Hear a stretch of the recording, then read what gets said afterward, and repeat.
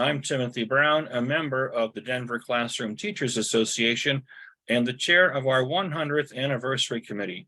I'm here today with a special guest, a face that many of you will recognize, Leonard Fox, who was our president from 1992 to 1996. Leonard, would you like to say hi? Hello, Denver teachers. It's been a little bit since you were our president, but you remained involved. Leonard, can you tell us where you taught and what your positions were in DPS? Sure. I started out at Maury Middle School, and then the association sucked me up and told me once a month. And so I spent my time with DCTA. And when I was done being president, I went to West High. And then I would taught art at West High. And then I became an assistant principal at Hill for a short time, 1 year. And then I was assistant principal at McMean Elementary. And then I became principal for a couple of years at Knight Academy. And then I went back to the classroom because that's where I really belong. Back at Maury for about 6 more years. And then I went to Thomas Jefferson and I stayed there until I retired. So that's quite a long career if we add all those numbers up. It is. It was a long time, but I enjoyed it. Yeah. So, Leonard, I'm wondering what the issues were during your tenure as president. What issues were facing DCTA and DPS? God, it's probably really similar to the same ones. We had been, when I became president, DCTA had been in negotiations perpetual negotiations from probably like 1988 until the strike. So it was from as large the whole contract down to just wages and salaries. So it really changed with each bargaining session, but it was pretty much everything until we got the strike. Mm-hmm. What were the main issues in the strike? Really, the strike focused around site-based decision-making, teachers having a voice in the operations of schools. There wasn't a whole lot of money to be had. So, when you can't get money, you go for language and teacher rights and benefits and those kinds of things. So it was really around more of the teacher rights part of the contract. Yeah, so I was on that picket line in 1994, and some Yes, of those rights we got were duty-free lunch. What else did we get? We got, if you can believe it, we got the real 8-hour day. We got the 40-hour week. Of course, the duty-free lunch. We got the other parts were really at the time it was called the CDM, but it was site-based decision-making committees, where teachers were actually on the decision side of the schedule of the school, the programs within the school. So we really tried the staffing of the school. We tried to get teachers involved so it wasn't just principal run and decided. So you were advocating for teacher voice. That's correct. For us to be a real integral part of the way not just our work day, but really the learning environment for the students as well. Yeah, and a piece of that, as I recall, was having class size limits as well. Yep. We still, and I know we still fight about that, but yes. What were some? So these are some victories. What were some defeats? God,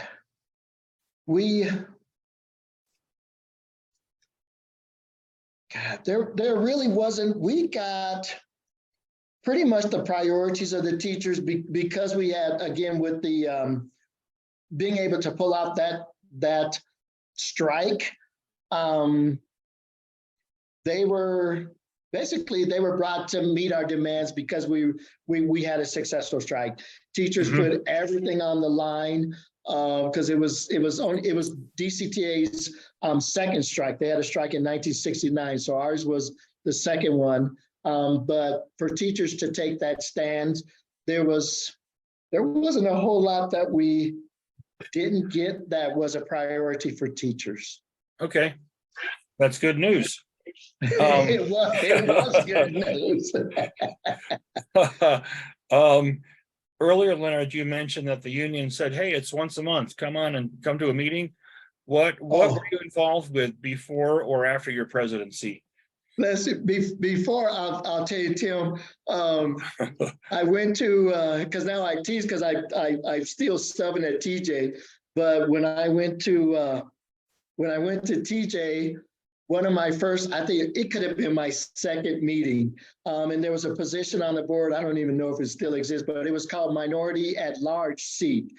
And I walked in that room, and the president, Jan Erskine, she recognized me, and I was probably an alternate for the board of directors, like my second meeting. Oh, wow. The ball just kind of kept rolling from there. And so I got on the board, and then I became vice president for Ray Garrett, and then ultimately president. And as president, I got to serve. One of my favorite committees was the NCUEA, the National Council of Urban Presidents. And that was a national committee, and I got to meet presidents from all over the large urban locals. And that was probably the most interesting committee, association committee that I got to serve on. Interesting. And so that's a national level work. Yes, it was because, Denver was such basically we were moving and shaking stuff up in the country with our strike and really with our new contract and the site-based decision making that we won in the strike. I had an opportunity to kind of share that story around the nation at the time, and it was fun. It was great. Spreading the energy, the union movement. Yes. Yeah. So what about after you were president? What involvements have you had? Or did we tell you all out? After I was done, I just wanted to get back to teaching. I told Bruce when I first got involved, all I wanted to do was be an art teacher. So when I was done being president, I went back and taught. I got to teach art at West High, and so I just kind of dived back into the classroom. I was always, just kind of in the background, watching DCTA and being supportive as I could. But I didn't really take any formal roles after that. Now, Anne Franco is after me to get onto the retirement DCTAR. Once a month. But so far, I just kind of was a rank and file member, just trying to be supportive of the direction that DCTA took. So I got to be a part of that second strike, which I never thought I would be a part of again, but I got to just be a rank and file member and participate in the second strike as well. Yeah, so you did both of those, 94 and 2019. Yeah. Yes. So what would you say is the legacy that your era, the 90s, leaves for DCTA? I would say that it's really a stronger teacher voice in the schools.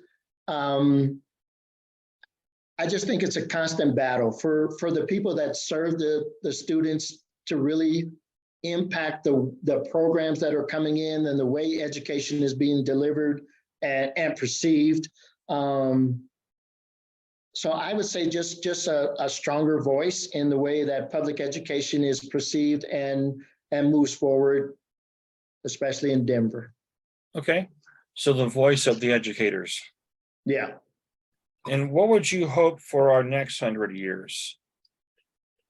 You and I probably won't be there for the 200th anniversary, but what would we like to leave? Sure. I'm telling you, God, I would say just to continue the unity that is built each time there's a major struggle, and even with the smaller, just renewing of the contracts, just unity. I just hope that continues and just grows, because it's through our unity and the strength of that unity that DCTA has survived 100 years and hopefully the next 100 years. So people working together and supporting each other and staying unified. Yep, that's the key. That's a great hope. What else would you like us to know, Leonard, about your time as the president or any other time within DCTA? Yeah, I would just really encourage the younger teachers to become involved. I still and I tease Anne Franco about the once a month thing, but the opportunities that DCTA provided me was incredible. It far exceeded the experience that I thought I was going to have as an educator. I mean, I always knew I would get to interact with students, but their interaction with teachers became so important and so enriching that it was just a pleasure to become involved in the Teachers Association and advocate for not just the kids, but the teachers that serve the kids as well. Mr. Fox, we thank you for your time for this interview, and we would like to wish you a happy retirement and keep subbing. Maybe we'll call you up and see if you want to sub in the DCT office. So much in that office. All right. Well, I'm telling you, it was a privilege to be the president, and it's still a privilege to be involved in Denver Public Schools. Thank you, Leonard. All right. Thank you.